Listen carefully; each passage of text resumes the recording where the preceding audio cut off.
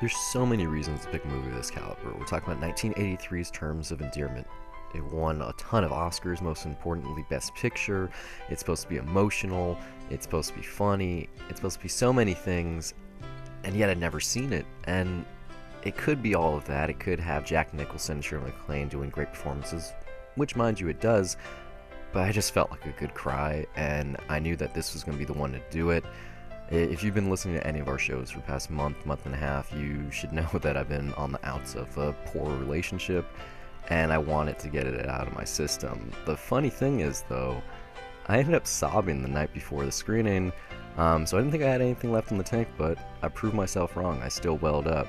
But welcome to Death Cinema. I'm Brian Gillis. And I'm Steven Maltmanex. Like most people, we love going to the theater and catching latest releases. However, sadly, we put a big dent in our wallet. Fortunately, living in the digital age makes the viewing possibilities endless from the comforts of home. Many of these films that you can see right from your couch, we're ashamed to say we miss, despite labeling ourselves cinephiles. So join us as one or both of us cross off a title from our list of shame. It can be an all-time essential classic, or an underrated piece of cinema that's worth giving a shot. Hell, it might just be some trashy film we want the other's opinion on. So sit tight and join us as we pay off our debts, $1 at a time.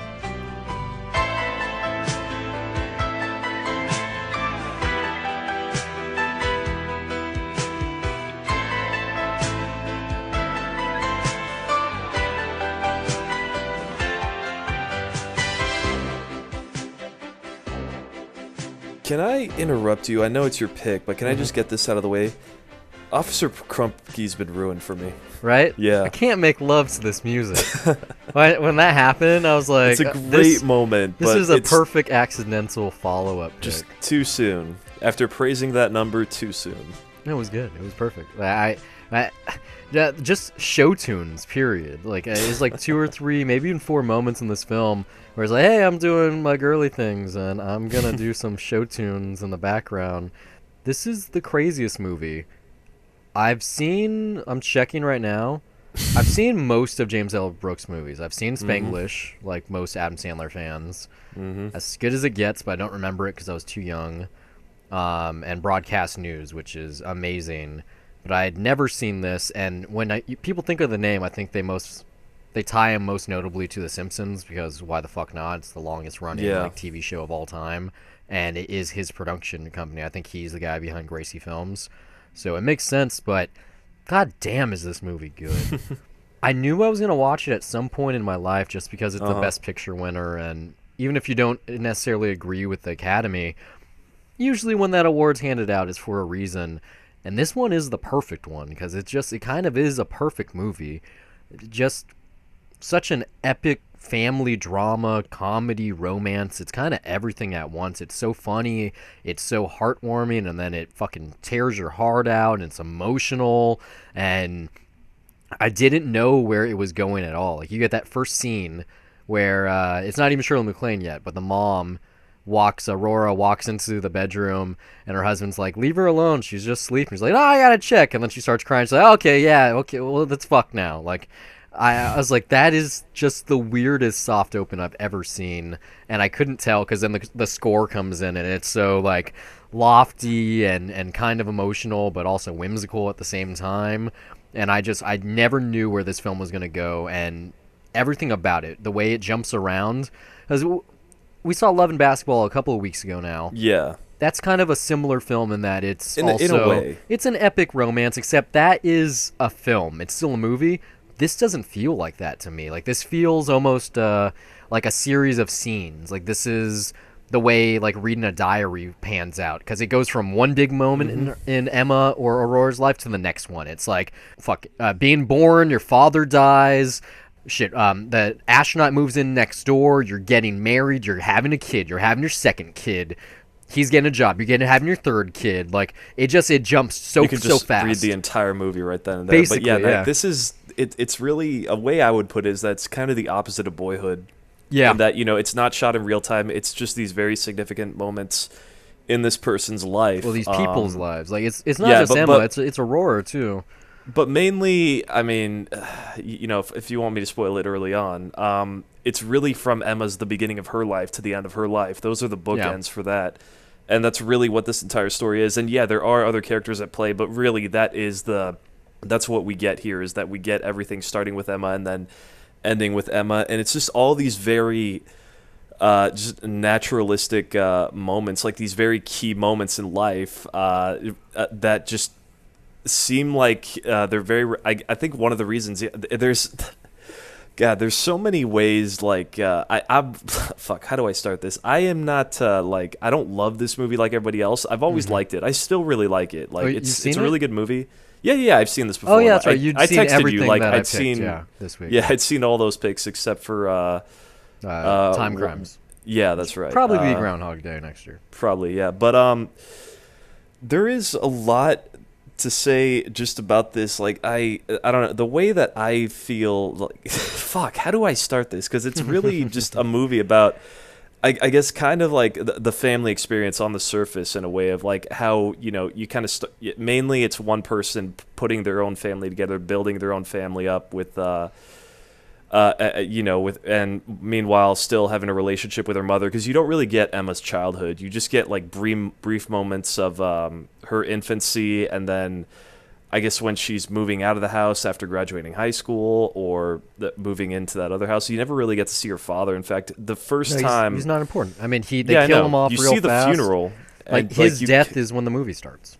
Yeah, and it's weird because you even have that sappy score kind of overlaying it, which I don't know. I feel like this term is bound to come up, but this seems like the definitive Lifetime movie, or at least for this template. Like, that's how it's always been sold. Have you seen It Love really Story? isn't that. No, Okay, that's the definitive Lifetime movie. Like, it's known for its famous line, being in love means you never have to say I'm sorry.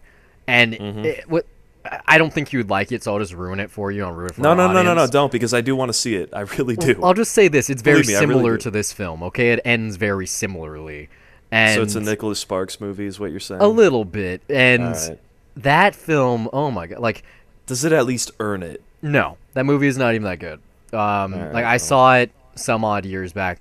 The difference between that film and this one is that there's almost no comedy in Love Story. It's just straight up drama and romance. Whereas this, it's such a fine balance. Like, I used to tell people when they'd say, "Oh, why don't you like The Godfather, The Lord of the Rings, or, you know, so many quote-unquote classic films," and be like, well, that's not the way I live. My life isn't all drama. Like, even with this romance that I had over the last couple of months, it wasn't all bad. Like, I didn't talk only bad stuff on air. I didn't tell just friends bad things. It was like this film. Like, there were moments where I loved how happy I was, and then I would hate how upset I was, and everything in between. And you look at it in the grand picture, and you step a foot back, and you go, yeah, this was worth it. I really like this. And I'm not ashamed to say it. I mean, you can hear in the intro. I picked this because I'm still getting over this girl, and I wanted to see something. I didn't quite know what I was going to get into. You pitched it as I want a good cry, which, you know, I was hoping, like, I'm actually happy to hear that you really liked the movie and that it wasn't diluted for you in any way, because that's the worst sell. Like, no, I mean, it just goes against it if you have that expectation, really, because I knew that it was an emotional movie. Yeah, well, but I didn't know anything about it. I knew that there was Shirley McClaine, and there was like a mother-daughter relationship, but I knew nothing. It was a surprise. The cast was a surprise. You get young Jeff Daniels, Jack Nicholson, Danny DeVito, Shirley McClaine. Like I said, you get John Lithgow. I knew half of them were in it. Like, Deborah Winger, where the fuck did she go? She's so good here. It's so hard to just really put together what this movie is, because it's really, it just gets to the complexities of, I guess, the human experience in a way, of how just nobody is perfect. And I mean, really, the main takeaway for me in this movie is just, or at least on this viewing, was just communication. Like, there is a line closer to the end between Emma and Aurora when she's at the hospital, and she just says, "I just want to stop fighting anymore." And she's like, "What are you talking about?" Yeah. Well, I always think of us as fighting, and like, no, almost, Mom, that's from your perspective. Like, but that's almost every interaction with this movie with some characters, that there is something where they're just not in sync about everything. Like, you know, with the marriage, obviously, there's Jack Nicholson and Aurora, who are on two different wavelengths. Even when John Lithgow and Deborah Winger, they're driving out to that house, you know, it's just simple things like, what do you miss Texas at all? It's like, what's different between that and Iowa? And it's like, well, you still connect with another human being, but you're not always on the same page, and there's always those differences that are apparent in every scene, even with her fucking kids, like. Yeah. Which, in the end, when her son is just like in that kind of phase of like, oh, fuck my mom, fuck my parents, and like, she's just saying like, I know that's what you're feeling right now. Don't regret that.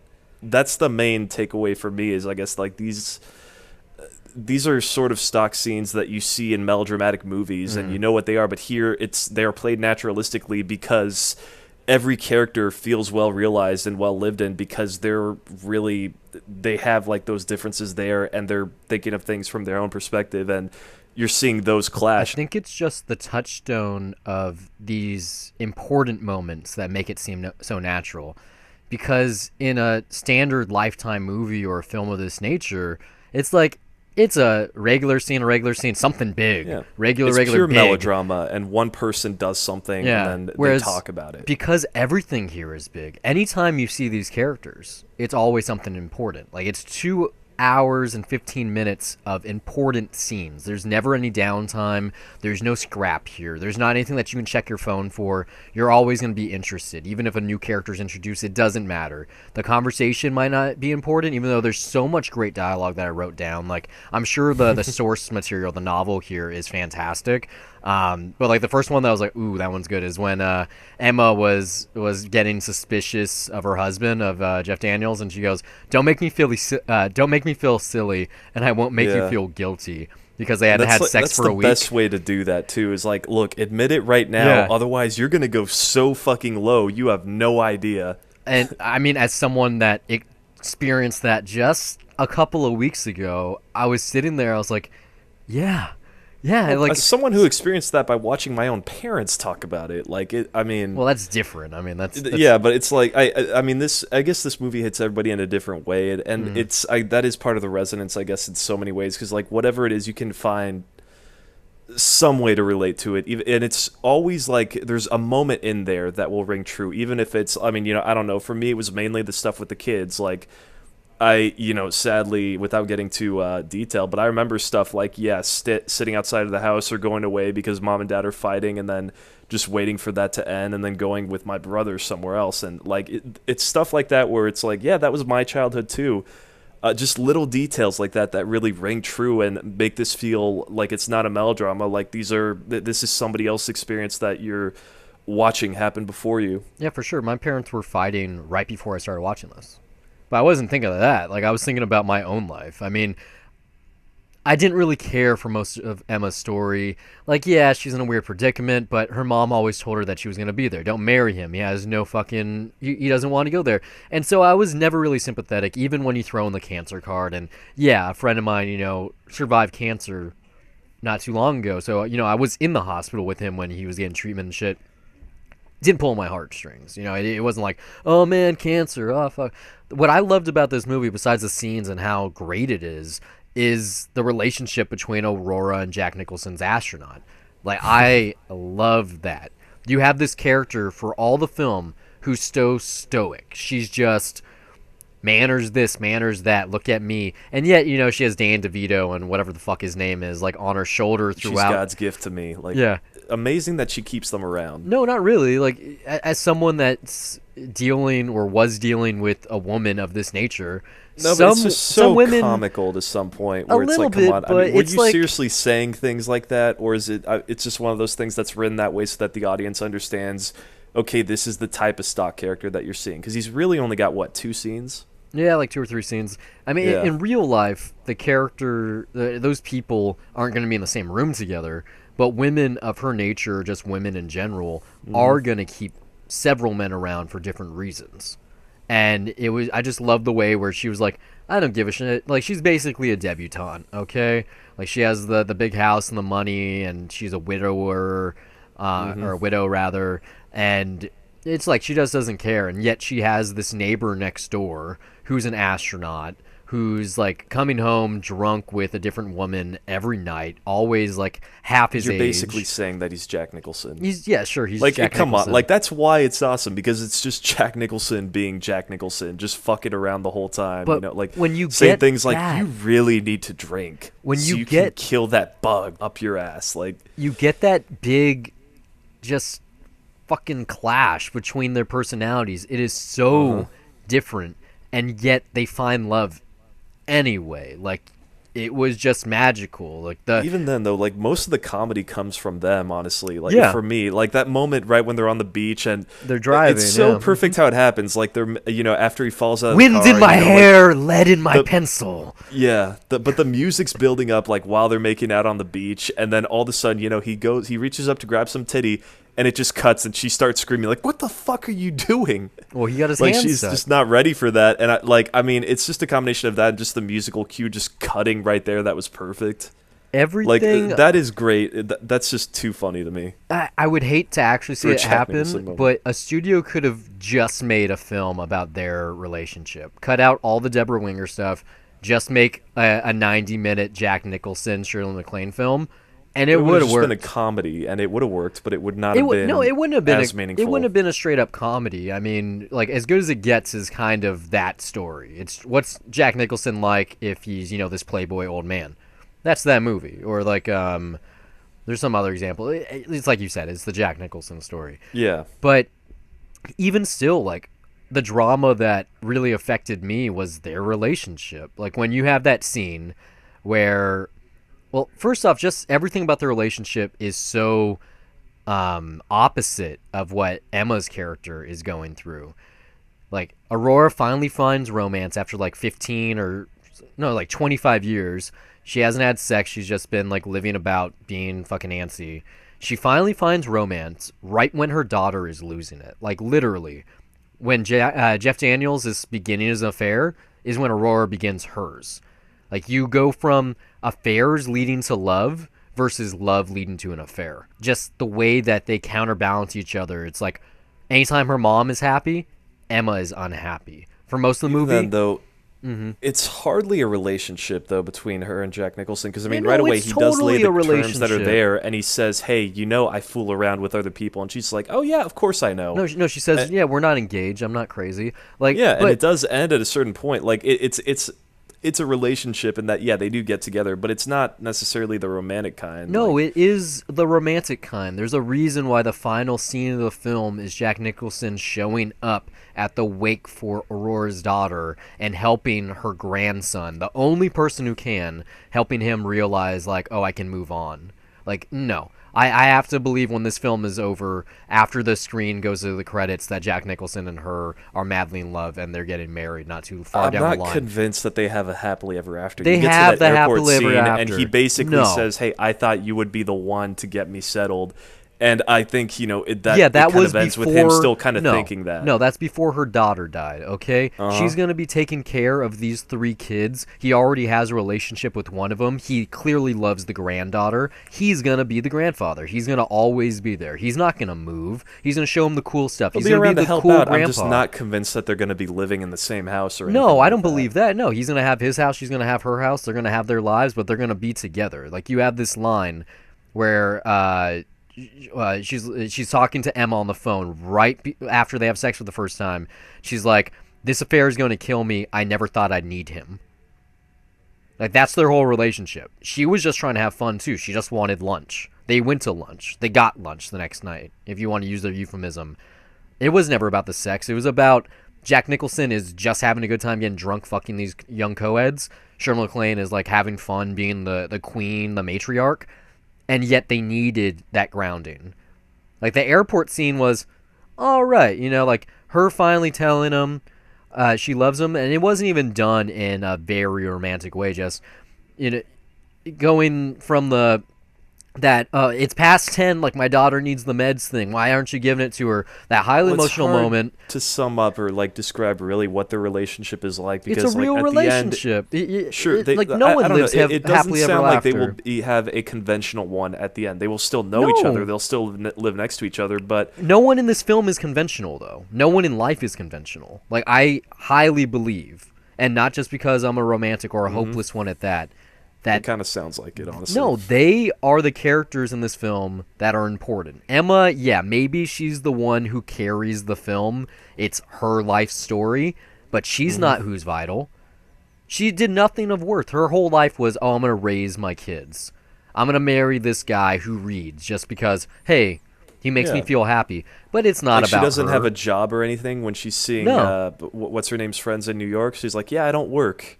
Like she lived a worthless existence. I'm not saying being a housewife means nothing, but yeah, like when you have a mother like that, how could you not live?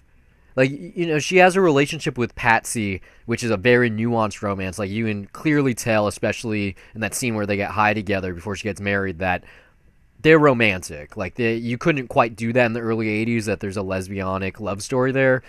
But it's very heavily implied that there's something more than just friendship there, and which explains so much. But no, you have that "where's my med" scene, and then when Jack shows up on the steps at the hotel, there's a reason. Like, that made me well up big time, and it was the only time in the whole film that I got emotional. And how do you go from that to, I'm going to take you to the hotel, I'm going to take you to the airport the next day, and she's like, it doesn't matter, I'll call you, I love you. I didn't care about the next moment in the scene after the beat when she's like, wait, what was your response? He's like, oh, here's my stock response, like, I love you, kiddo. Yeah. That didn't fucking matter. She knew that she loved him. She knew that he loved her. She didn't need the reciprocation. She could feel it. When they're walking in the park holding pinkies and shit, like, no, they found each other's half. Like, she needed to have that fun person, like I said, and he needed someone who was serious. And I do think that's absolutely fair. I don't know. I don't get that sense, and that's really not the biggest takeaway of the movie from me. That's more the fun part. It's not the fun part for me. Like, that was I'm saying that's what it is for me, and like I think mainly just because it's too easy. Because I just enjoy watching Jack Nicholson just go nuts and really, like, when he plays it seriously, and it does work. I mean, he does have that intimate moment where he's talking about what it's like being in space, and like, just one of the very few moments where you see that character open up at his most vulnerable, because at some point he has to. He admits, like, yeah, you use all your assets, but like, it's still just as much a part of him as anything else, and it's something he thinks about on a daily basis. But like, yeah, for the most part, for me, he did seem like he's just guarding himself even on the surface. Like, even when you get to that airport scene and he says, I can just use my stock answer, I love you too, kid. Like, I'm not so convinced that, he's really going to open himself up that much. If your life goal, if your career path is, I'm going to leave this planet, you seriously must be dealing with something. You have to. If that's what you want to do, like, well, it's not only that; it's that there is that line where even Aurora says, "Well, this guy's already realized his ambition, so he's fucking around, and that's it." Why not? But like, if you grow up and you believe so much that you're gonna leave this planet, that you're gonna go like on the outreaches of space, you're trying to escape from something. Everything he does with his car, the way he dresses, the swimming pool, the girls, he's always trying to escape, and he didn't like that when he found this woman that made him feel like the real him. He didn't like the way that he realized he didn't appreciate the person that he actually was. He didn't like that realization. Like, they have that great moment right before they fuck for the first time. He's like, I like you with the lights on. She goes, then go home and turn them on. Like, that was the relationship in a nutshell for me. That was them. Like, this is me. I'm going to be very frank with you. I want the sex. And she's like, no, I wanted to show you this painting. It's my Renoir. That's another thing, just going back and forth like on it, is like, really, it's everyone's just working on different wavelengths, and it's really just, how do you put these relationships together? Because like in real life, people can be together in whatever relationship, whether it's a friendship or it's with your mother or whatnot. But like, yeah, it's just, that's the big takeaway for me again, was that those different wavelengths where they're just thinking of different things, but yet they still end up kind of sticking together. Like, oh yeah, he wants to fuck, she wants to show him the painting, but then again, they give in anyway, even though he got what he wanted or intentionally was trying to get to begin with. But whatever you're handed in life, you take it and you run with it if you're happy. Period. Mm-hmm. The final month of my relationship with this girl, I was the other guy. I was a Sancho. I knew damn well that she was staying at some other guy's place. And I didn't care because I was still happy. I didn't think about it. What else was I going to be doing with my time? She was the person I wanted to talk to, the person that was there for me, the person, to borrow Shirley McClaine's usage, that I needed. Like, I needed someone. I realized that with her. Mm-hmm. It surpassed a want. And when you find yourself in this situation, you'll take any of the bad because it feels so good. And that's the realization at the end. Like, Jack, he didn't want to be there when her daughter and the grandkids showed up because she didn't really need him in that moment. Hey, I got my kids. They're all here. And he's like, okay, I'll excuse myself. I'll go jerk off in my swimming pool or whatever. And then as soon as they left, oh, I think we got to break up. He didn't want to be the step grandfather. He didn't want to be the surrogate father figure. And yet he ends up being that anyway, because much in the same way that he needed to be grounded, once Emma dies at the end, Aurora needed to have fun, and she found that with this guy, and he returned on his own accord. Like, he didn't have to be there. I was surprised he was there, in the same way that I was surprised Danny DeVito was still there. Like, why was he even invited to this? Well, I do think, you know what, like, it's such a cheesy thing to say about this movie, and it's very true, though, is like, you kind of bring a bit of yourself to it, and you kind of just see what you want. You're talking about your relationship, and you're relating more to the experience of Jack Nicholson and Aurora in this. Me, it is different because, you know, I've had a bit more of a year of family drama recently, and I'm kind of getting closer to being surrounded by just death all around. So for me, the cancer stuff was a bigger takeaway, and like, you know, I mean, I don't cry during it, but like, I definitely appreciate the execution more of it this time. It's just like, I've seen death happen quite a few more times, literally in front of me, and it's just like, what this really got that I couldn't appreciate before. Sorry to fucking ruin your romance by talking to death, but it's like, just that shock value of finding out, like, hey, you know, right when the nurse says, hey, she's gone, it's just like, it's like an instant that you don't really realize it, but it happens so quick. We're just like, there's a moment where someone's moving and they're actually breathing, and then they're just so still and lifeless, and it's like, it's so hard to comprehend that, like, you know, there's just this body in front of you. There was a person there, and now there's literally nothing. Like, it can't move. You can poke it, and it's just not going to react. Like, which is it really just that frightening reaction. That was the biggest takeaway I had there, and I mean, yeah. So that's me just kind of praising that scene for that, and just, I guess, the cancer stuff as far as how it's executed. I really almost on the same level of 50-50, not necessarily funny people, because that's for different reasons, but 50-50 just kind of gets that, you know, that awkward, like, what it's like for someone having to deal with cancer and telling everybody, and just getting all this pity that they don't necessarily want, especially when she's in New York. But like, yeah,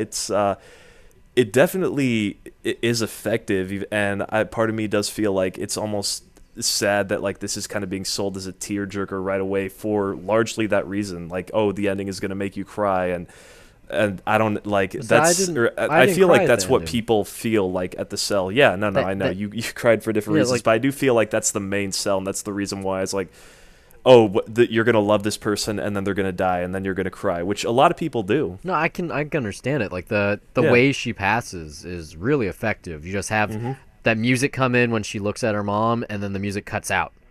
And you know, as soon as the music fades, in the same way that her mom knows with that final look, oh, she's dead. And you don't even see the light, like, leave her eyes. You just know. You know she died.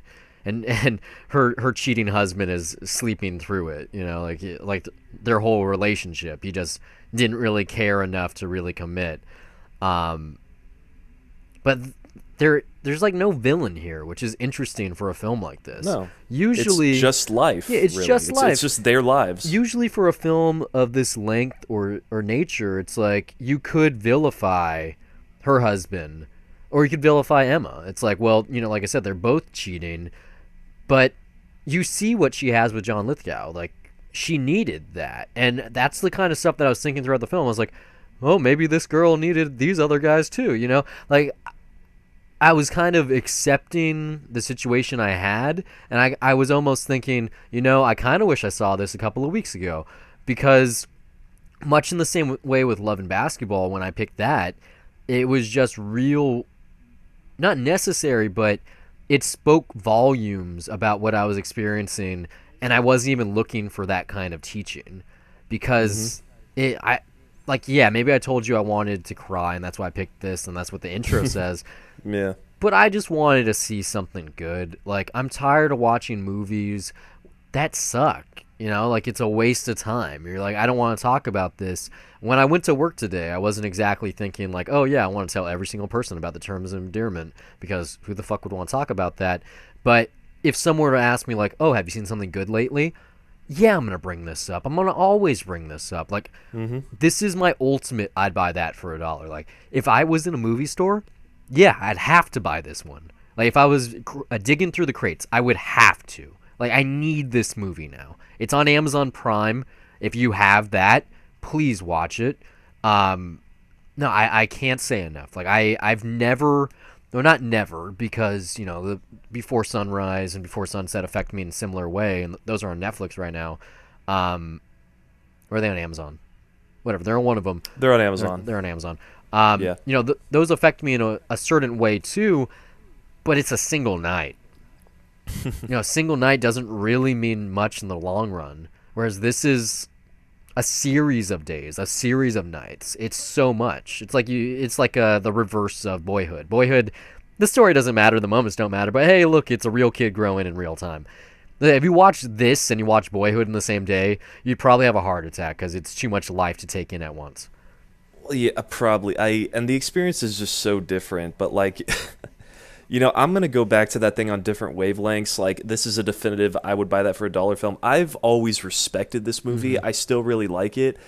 But it's never, you know, whereas Before Sunrise is something that, like, to me is something I connect with strongly, that I sort of connect with that piece of art, like, and I find values that I just want to implement in my own life. This movie, I've always respected it, and I find it worth going back to. Like, I am glad that I rewatched it. But I don't enjoy it necessarily just on the same level. I don't heap praise, but I'm never going to tell anyone not to watch this movie. But I don't know. I guess that's funny. I keep thinking of my big takeaway on this viewing was different wavelengths, and I guess, you know, it's different levels of that different levels of enjoyment on this one around, like, or between the two of us. We see something different in it, and like that's. You know, like, this movie just captures so much about, I guess, family life, and really, I don't know, like, it really is whatever your experience that you bring to the table. Like, you can relate to at least 3 scenes in this movie that are, like, I'm sure going to have some sort of profound effect on you because you can relate to them in your own life in some way, whether it's little details like what I brought up with the kids just waiting away from the house while their parents are fighting, or even the cancer stuff. Like, it could be anything, and I think like almost every moment in this movie, it's played in a naturalistic way where it feels like this is someone's experience. Like, it never really has a false note. It's never melodramatic, and yes, like, it won Best Picture for a reason. I feel like the assumption is it's a definitive Lifetime movie. I look at the DVD cover of this movie, and I'm just like, it looks way too cheesy for me, along with that title, so Terms cheesy. of Endearment. And it's just like, oh, everyone's going to love each other, and it's going to be wonderful. You hear that sappy music, and it's like, it's almost cringeworthy, man. But, like, yeah, no, it's... I don't know why I feel like this might be a difficult movie for some people to embrace. Probably just because that cover going in is very off-putting. The only but way yeah, I can see someone having a hard time embracing a film like this is if they're total machismo and they pretend like they don't have emotions, or they want a more clean-cut romance. Because this isn't a great romance. It's not a great comedy. It's not a great drama. it's not really a romance. Well, It is a romance. Yeah. But it's a really good version of all those things at once. Like, have you ever been to a buffet where it's like, oh, this isn't so good, but that's not so good? But when you go to one where every dish is amazing, like you're in Vegas or something, and that's what this is for you. Yeah, it's totally worth the price of admission. Like, it's a petri dish of life. It's all of life. It's the good and the bad and the sad and the angry, and it's all at once. I think that is part of why, like, you know, why it says you're putting it there. Fuck, I'm so tired. You're explaining it really well of why this movie is great, but that also just, I think that's why part of this, just the experience rubs me a little bit on the wrong way. Like, when you get to the cheating stuff, it's still very awkward for me to watch because, you know, for me personally, like, that is just something that that happened during my parents' marriage, and it drastically changed my life around and where I moved. And, like, there's just, if certain things never happened, you and I would never have met. Mhm. Like that's a fact. I would never have moved to California. So I don't know. Like there's just some stuff that like rubs me the wrong way as far as personal values, and it's like it's tough to necessarily get on board with a character. But then again, I'm reacting to that as that's a decision of a character who's very well developed, is a very flawed human being, and at the end of the day is not necessarily a terrible person, but just it's not necessarily, it's not justifiable at all. But it's a very flawed human movie in a way, and I guess that's exactly why it's great, and it's also just in some ways frustrating. I swear I'm reviewing this horribly right now, or I'm just way too tired, but it's very hard to just put this in words for me as but can I just say see it? Yeah. Can I leave it at that? Yeah, because it's a bunch of mixed emotions right now. I've been but yeah. on the short end of the stick in a cheating relationship multiple times now. Mm-hmm. And this was the first time that I kind of, not necessarily accepted it, but as I said earlier, like it opened my eyes. Like it made me understand why a situation like that would arise. Why not just one party but both would feel the need, not the want, but the need to not necessarily fuck someone else, but just to see them. Like to have an affair. Like one of the other picks I almost had this week was An Affair to Remember, which is the same situation. Two people that are married meet and then decide to meet again. Like, to just wrap my head around that reason. Or even in You've Got Mail. And, like, you got these pen pals, and they're in relationships, and yet they're more in love with the person that they write to anonymously on the internet. I like that movie because of the romance angle and the mystery and so many things, and you can listen to an episode on why I love that movie. But when I watched that still, up until now, I didn't quite understand why they were in that situation. Now, my concept is like, oh, if you're in a bad relationship, get out of the relationship or stay in it and just be happy. Whereas in this one, it's like, no, you can be in the committed relationship with this person and be the parents for these kids, and yet you need something more. You need to keep that feeling alive, the feel of being alive. And I'm not gonna go contact the like people. You're off, but it's such a weird thing to like articulate necessarily. Yeah. Like I don't know, but I mean, I'm not gonna call. I still some can't ex-flames. justify it. Yeah, but no, I I'm not gonna call some ex-flames and like, oh, I saw the terms of endearment, and guess what? I totally understand why you did that thing. I'm not mad anymore. Like, no, I mean, I'm not mad at all anyway. But the next time, perhaps, that I find myself in a situation like that. And given my romantic history, it's probably going to happen. I think, or at least I hope, I can think back to this film and go, I must have done something wrong. It's always going to depend on the person, because the way I don't know, here it happens, it's weird in both ways, because one of them is, I still don't think is justifiable, but is completely understandable. From John Lithgow's perspective, and he needed it. His character is such a soft-spoken Christian. He needed it. It's kind of funny how he's just like, oh gosh, I can't believe we did that. Yeah, I don't know whether to be grateful to God or the devil. You go from John Lithgow, who's in a horrible situation, to Emma. John Lithgow, Footloose, by the way. Let's keep that in mind. Third Rock from the Sun. That's why it's funny though, because it's the preacher in Footloose. Come on. Well, he's Farquaad. He's a lot of things.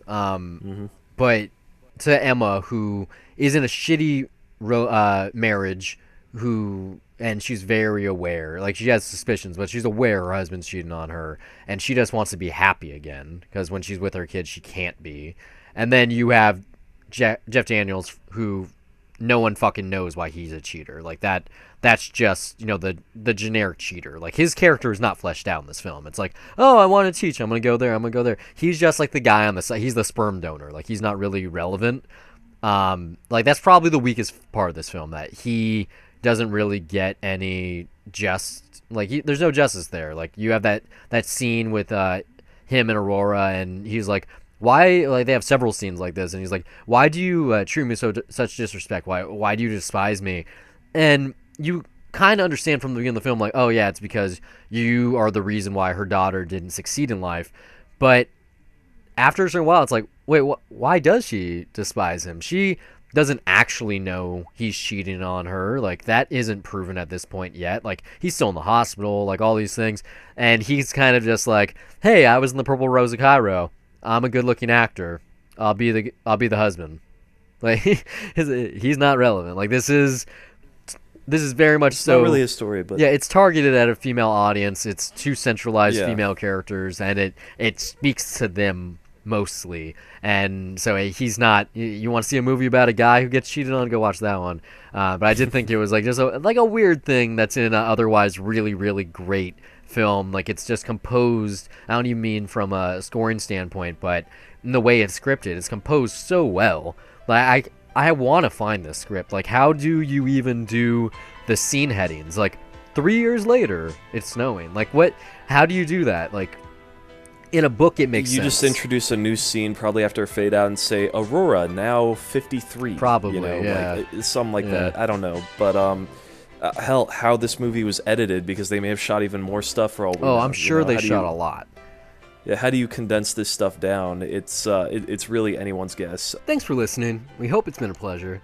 If you like this show and you want to hear more of our wonderful voices on a weekly basis, check out 2 Cents. I'll recap what's happened in film, TV, and tech news. We're also on the titular Dollar Review Show, a spoiler-free critique of new releases or anything we've discovered on our own, whether that be TV, music, etc. You can find all of our content at dollarreviews.net. Follow us on Twitter or like us on Facebook at Dollar Reviews. And we're also on Google Play Music, iTunes, Pocket Cast, TuneIn, Stitcher, SoundCloud, YouTube, just about anywhere on the internet with hours of content available to you for free. But for those of you that feel that the show is worth your dollar, you can send us a donation at patreon.com/dollarreviews.